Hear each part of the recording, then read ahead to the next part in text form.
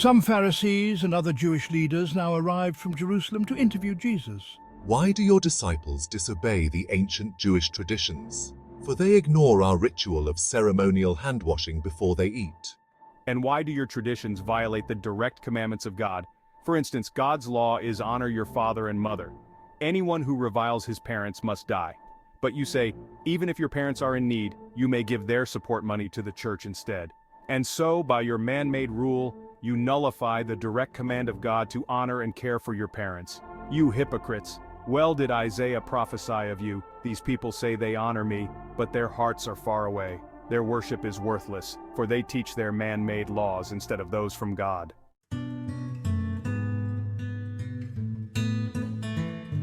Then Jesus called to the crowds and said, Listen to what I say and try to understand.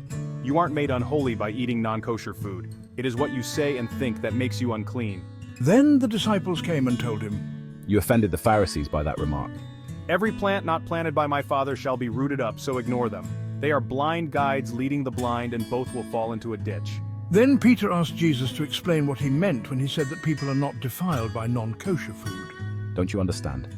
Don't you see that anything you eat passes through the digestive tract and out again? But evil words come from an evil heart and defile the man who says them. For from the heart come evil thoughts, murder, adultery, fornication, theft, lying, and slander. These are what defile, but there is no spiritual defilement from eating without first going through the ritual of ceremonial hand-washing.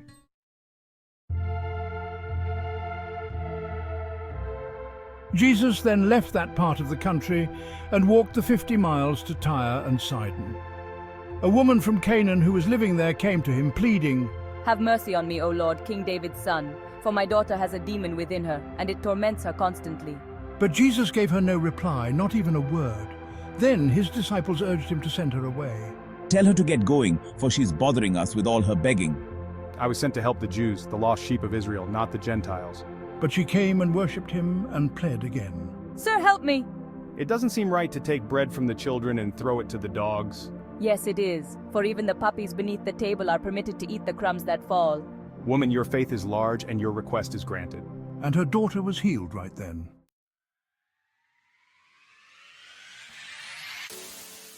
Jesus now returned to the Sea of Galilee and climbed a hill and sat there. And well, a vast crowd brought him there lame, blind, maimed, and those who couldn't speak, and many others, and laid them before Jesus, and he healed them all. What a spectacle it was! Those who hadn't been able to say a word before were talking excitedly, and those with missing arms and legs had new ones. The crippled were walking and jumping around, and those who had been blind were gazing about them. The crowds just marveled and praised the God of Israel.